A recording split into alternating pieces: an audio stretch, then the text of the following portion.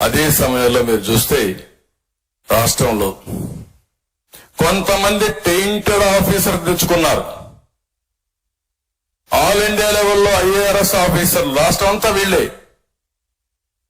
Railway వాడు ఒకడు, IRS ఒకడు, లేకపోతే ఫారిన్ సర్వీస్ ఒకడు, ఇలాంటి వాళ్ళని తీసుకొచ్చి అన్ని క్రూషియల్ పోస్టింగ్స్ వాళ్ళకి, including TTD board chairman, TTD board EO, mining, లేకపోతే లిక్కర్, లేకపోతే టీటీడీ, లేకపోతే వీళ్ళు ఎక్కడన్నా మనం అరెస్ట్ చేయాలంటే వాళ్ళ పెట్టి అరెస్ట్ చేయించడం.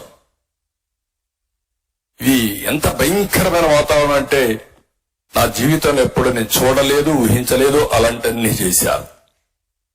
దీంతో మీరు ఇంకొక పక్కన చూస్తే బ్యూరోక్రసీ మొత్తం భయపెట్టేశారు. ఐఏఎస్ ఐపీఎస్ మొత్తం సరెండర్ అయిపోయే పరిస్థితికి వచ్చారు.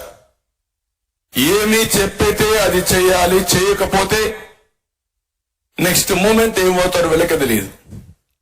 కొంతమంది ట్రాన్స్ఫర్లు వస్తున్నాయి, కొంతమంది వేరే కేసులు పెట్టి అరెస్ట్ చేస్తున్నారు.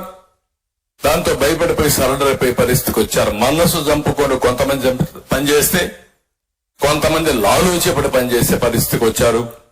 కడాన సిస్టమ్ మొత్తం ఎగ్జిక్యూటివ్ నాశనం అయిపోయింది. 5 ఏళ్లలో అసెంబ్లీ పెట్టుకోలేకపోయాం, అసెంబ్లీలో మనం కూర్చోలేకపోయాం, 1 గంట మనం మాట్లాడలేకపోయాం.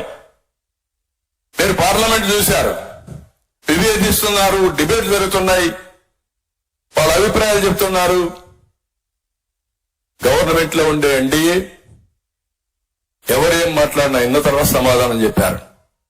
ఈ అసెంబ్లీలో పోతే బూతులు భరించలేక నేను ఒకటే చెప్పాను, క్షేత్రస్థాయిలో గెలిచి మళ్లీ అసెంబ్లీని ఇది గౌరవ సభ కాకుండా గౌరవ సభ చేసిన తర్వాతనే అసెంబ్లీకి ఎంటర్ అవుతానని చెప్పి బయట వచ్చాను.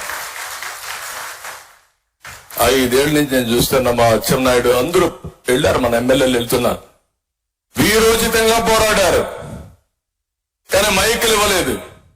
అందుకే నేను ఒకటే చెప్పాను, 21 మంది నేను పొత్తుల్లో కూడా నేను మాట్లాడి ఒకటి చెప్పాను, నాకు మొదటి ప్రాధాన్యత నా 21 మంది ఎమ్మెల్యేలు గట్టిగా పోరాడారు.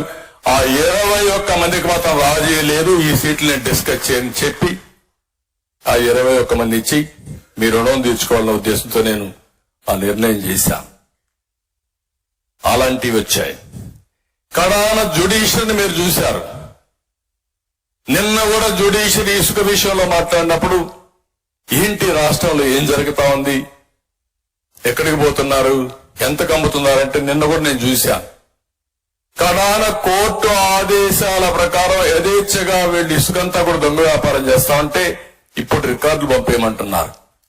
కడాన రికార్డులు కూడా తెప్పించారు. కోర్టు అనుకుంటే కూడా న్యాయమూర్తులు కోప్పడినా కనీసం రికార్డులు ఇవ్వలేని పరిస్థితి వస్తే, కడాన యాక్షన్ తీసుకునే పరిస్థితి లేకపోతే, ఎంతమంది ఆఫీసర్ని కోర్టుకు పిలిపించి పని చేస్తారా లేకపోతే కంటెంప్ట్ కింద మీరు జైలుకు పోతారంటే అప్పుడు కొన్ని పనులు చేశారు. ఎంతమంది చేయగలుగుతారు ఈ పని?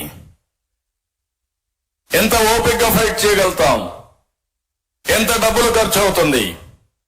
ఈ రోజు వాళ్ళ గవర్నమెంట్ డబ్బులు ఉన్నాయి, ట్యాక్స్ పేయర్స్ మనీ ఉంది, 100,000 కోట్ల రూపాయలు లాయర్స్ ఖర్చు పెట్టారు.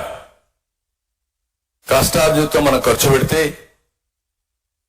రకరకాలుగా ఇబ్బందులు పెట్టి ఓసారి లోపలికి వేస్తున్నారు, బెదిరిస్తున్నారు, చాలా జరిగే పరిస్థితి వచ్చేది.